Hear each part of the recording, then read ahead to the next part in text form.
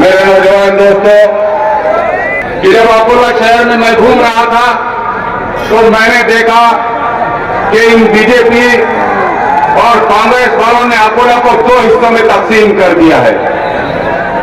और खासतौर से कांग्रेस वालों सुन लो कि जब जब तुमको मुसलमानों की वोटों की जरूरत पड़ी तो तुमने अकोला के मुसलमानों को याद किया, लेकिन जब विकास की और डेवलपमेंट की बात आई तो तमाम मुसलमानों के इलाकों में किसी किस्म का कोई डेवलपमेंट नहीं है।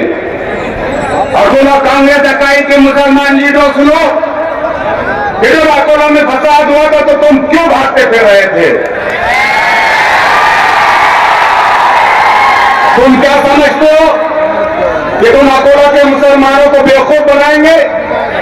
लेकिन ये समझ लो कि इस वक्त पूरे हिंदुस्तान के मुसलमानों का रखवाला अगर कोई है तो असदुद्दीन ओवैसी है। वो तुम्हारी गली गली का पता जानता है। हमें पता है कि किस तरीके से तुम्हें इलेक्शन के वक्त ये लोग बहकाते और फुसलाते हैं और तुम्हें डराते हैं कि अगर मस्जिद इत्तेहादुल मुस्लिमीन का साथ दोगे तो बीजेपी आ जाएगी।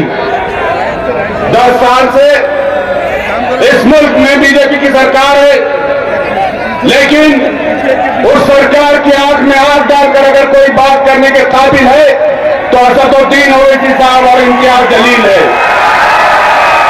तो ये ना समझना बीजेपी और कांग्रेस वालों के मुल्क का मुसलमान दूसरे दर्जे का शहरी है।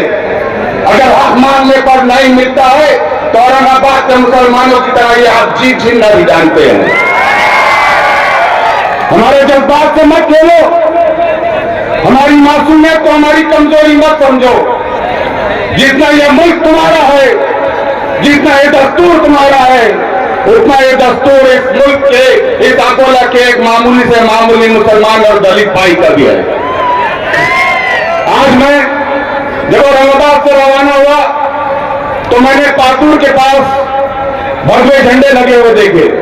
बहुत अच्छी बात है, हर शख्स को, हर धर्म को, हर मजहब को अपनी पसंद के कलर के झंडे लगाने का पूरा इख्तियार है। लेकिन साथ ही साथ उन झंडों में मैंने एक झंडा देखा, एक बैनर देखा जिस पर लिखा था हिंदू राष्ट्र। अरे बेवकूफो, जब तक इस मुल्क में डॉक्टर बाबा साहब भीमराव अम्बेडकर का कानून है, जब तक इस मुल्क में असदुद्दीन ओवैसी जैसी शख्सियत है, जब तक इस महाराष्ट्र में इम्तियाज जैसी शख्सियत है, तुम्हारे हिंदू राष्ट्र के साथ हम कभी शर्मिंदा नहीं होने देंगे। अपनी जान लगा देंगे, लेकिन इस देश की हिफाजत करना हम जानते हैं।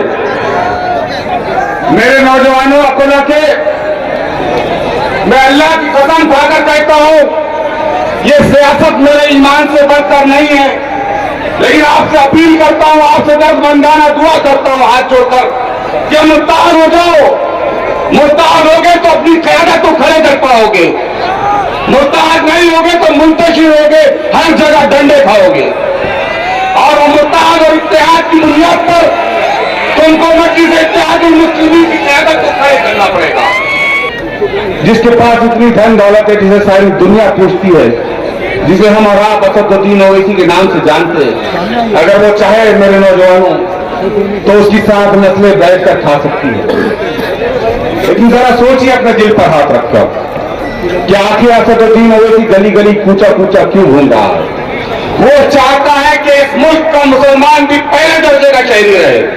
वो चाहता है कि जैसे दूसरी कौमों के बच्चे तालीम हासिल कर रहे हैं, मेरी कौम के नौजवान भी वैसे तालीम हासिल करें। घबराइए मत, हौसला रखिए, इसलिए कि हौसला रखेंगे तो अपनी क़यादत को खड़े कर पाएंगे। जद्दोजहद कीजिए, मेहनत कीजिए, इलेक्शन के दिनों में इत्तेहाद के साथ वोट करिए। इलेक्शन से पहले हमारे दरमियान भी लोग आए थे, नोटों से खरीदने की कोशिशें की गई थी, फसाद करके कुछ नौजवानों को गिरफ्तार करके जेलों में डालकर डराने की कोशिश की गई थी। लेकिन कुर्बान जाइए मेरे नौजवानों पर, और कुर्बान जाइए मेरी माँ और बहनों पर, और उन बुजुर्गों पर जो चल नहीं सकते थे लेकिन हाथ उठाकर बार बार रब्बुल इज्जत में बार बार दुआएं करते रहे और वो नौजवान मैदान अमल में काम करते रहा। उसके बाद 23 मई 2019 को हम अपना मेंबर ऑफ पार्लियामेंट मुंतखब करके रहे। ये क्यों हुआ? ये सिर्फ इत्तेहाद का नतीजा है। इस वक्त मुल्क के जो हालात है उससे आप तमाम लोग बखूबी वाकिफ है। यह मुल्क में मौजूद तमाम सरकारें, खासतौर से बीजेपी, नहीं चाहती है कि तुम इस मुल्क के तुम पहले दर्जे के शहरी बनो। वो चाहते हैं कि तुम हौसला शिकन कौम रहो। वो चाहते हैं कि तुम हमेशा चटाइयां बिछाते रहो। लेकिन मेरा कायद असदुद्दीन ओवैसी चाहता है कि तुम उसके बाजू बैठे उसके साथ स्टेज शेयर करें। मैं अकोला की कांग्रेस इकाई में मौजूद तमाम दलित और मुस्लिम लोगों को, नेताओं को आज दावत देना चाहता हूं कि बस करो चटाइयां उठाना।